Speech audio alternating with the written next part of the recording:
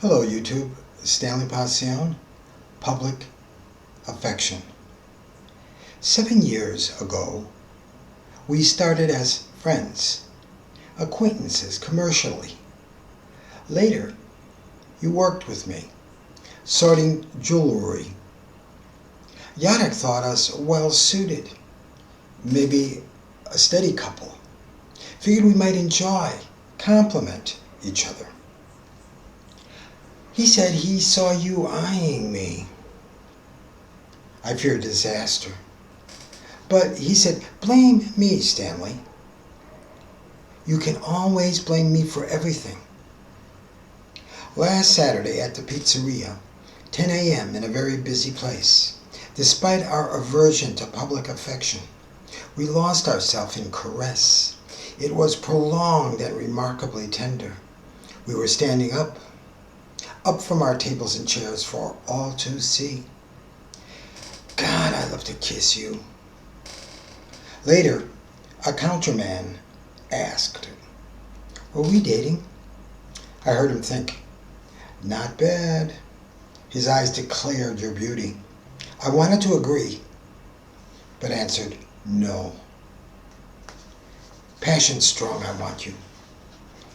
Yet our love went awry. You abandoned every solemn promise, pulled up stakes and left me home alone, miserable. Still, wisdom counsels me to patience. A psychiatrist reminded me that breaking bonds, the ties between lovers, not inconsequential. It's not a change of shoes, she said. I followed her order. Made an inventory. I listed the virtues, the good qualities about us. I put them to paper twice. I started with our business acumen. Noted first our mutual attention to detail. We never misplaced or lost a thing. Then our discipline. We operated like clockwork, yet we always had fun, scouring tables and racks for hidden treasure. We loved to play games of show and tell. Next, continuing the doctor's precept, I wrote how we had worked out personal protocols, settled on behaviors, and aimed daily to create well-being and household harmony. I marked our mutual hope, the promise that carnal and spiritual fat, years of it, we felt, the dream of proverbial bounty, fantastic, was ours.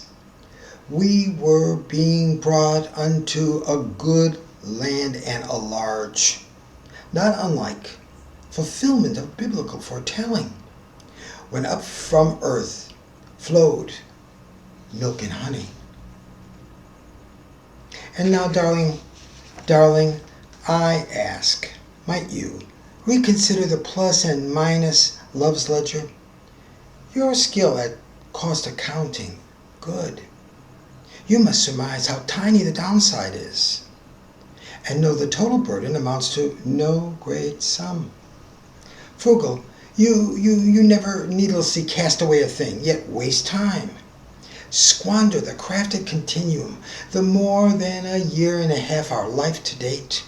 Discard wantonly, though you profess love, and write of your ardor for me still. Deaf to your own beating bosom, refusing when you already knew.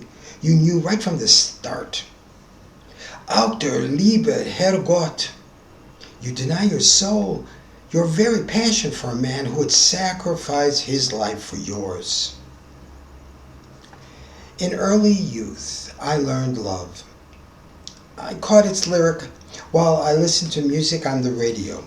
When I lived in Germany, half a lifetime ago, American soldiers played it on the jukebox, and I heard it from Sweden on the web today, the youth channel.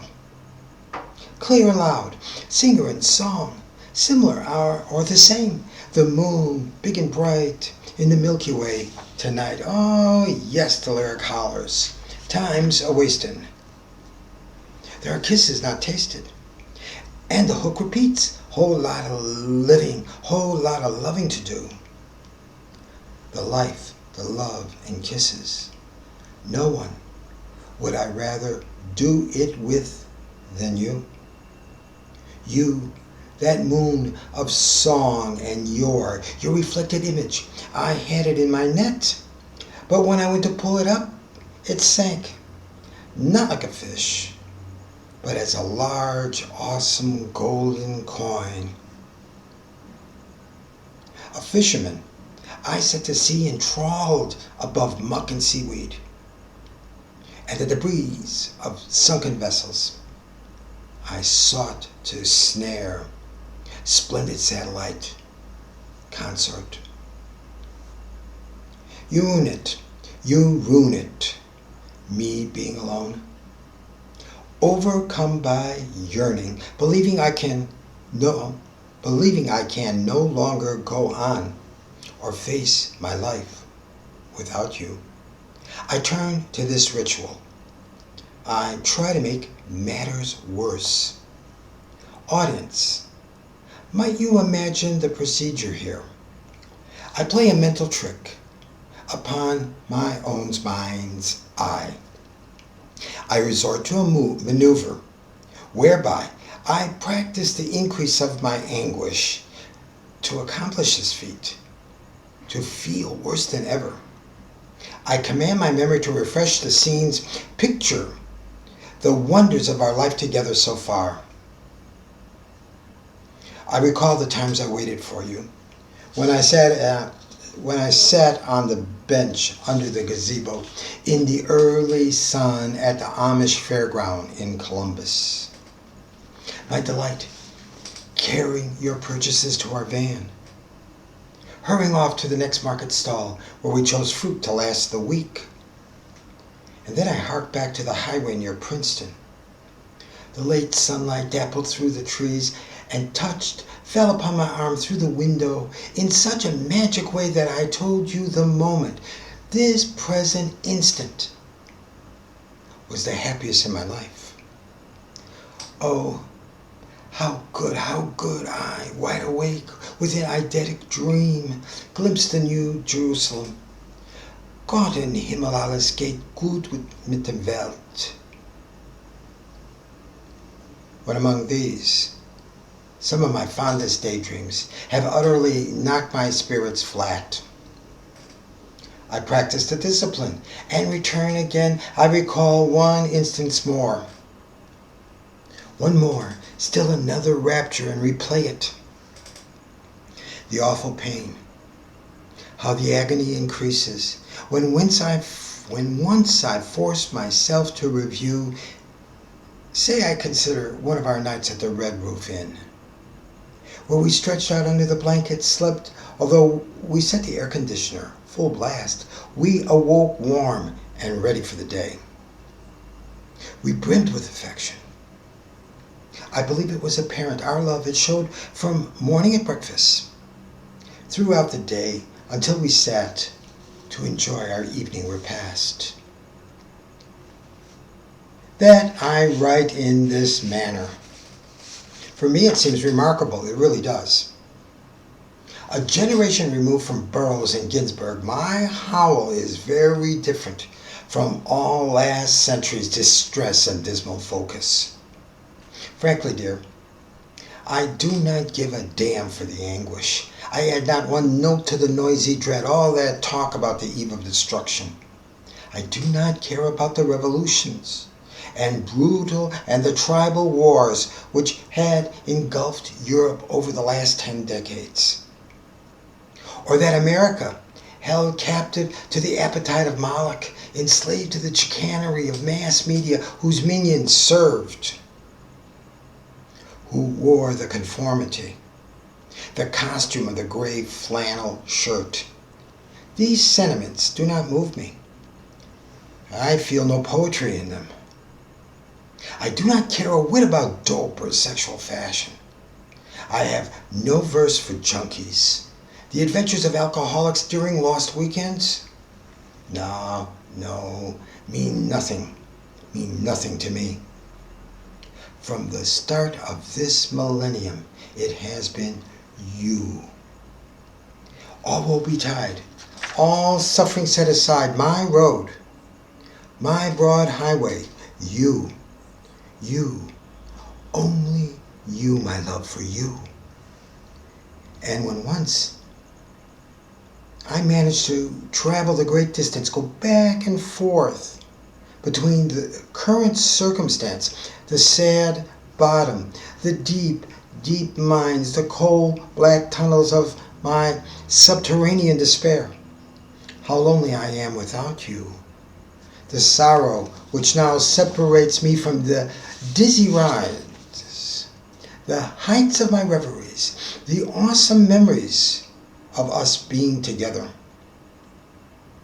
Anytime I am able to traverse, successfully run those polar points in time and mood, back and forth, between what I felt yesterday and what I feel today, when I survive traveling the long distance between then and now, I recognize that I have attained a true tough spirit, a mental frame able to withstand anything.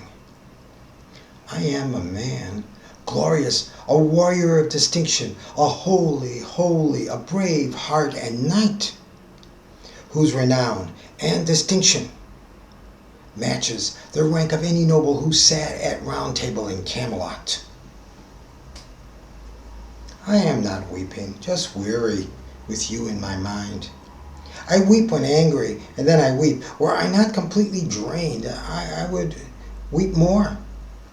I saw the situation was wrong right from the start, though I thought things might be different between us.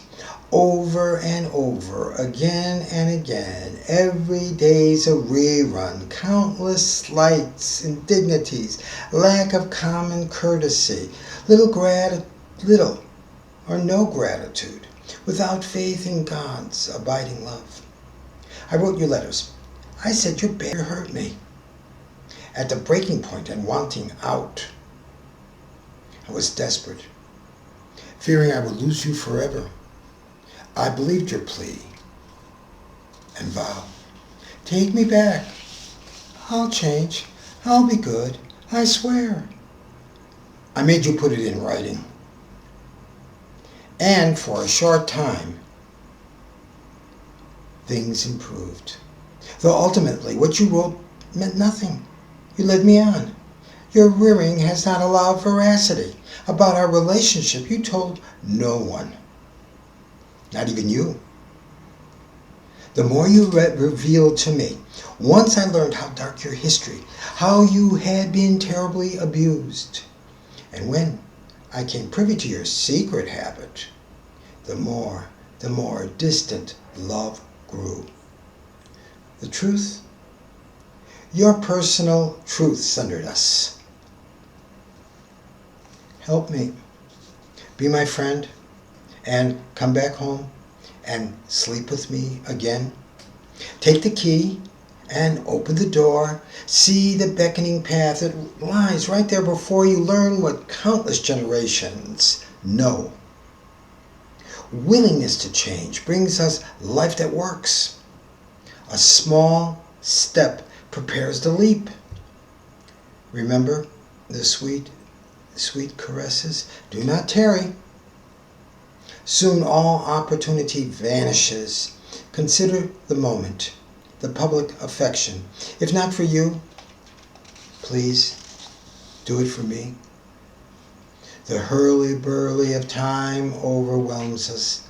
No significance remains. Boundless and bare, darling, the lone and level sands stretch far away.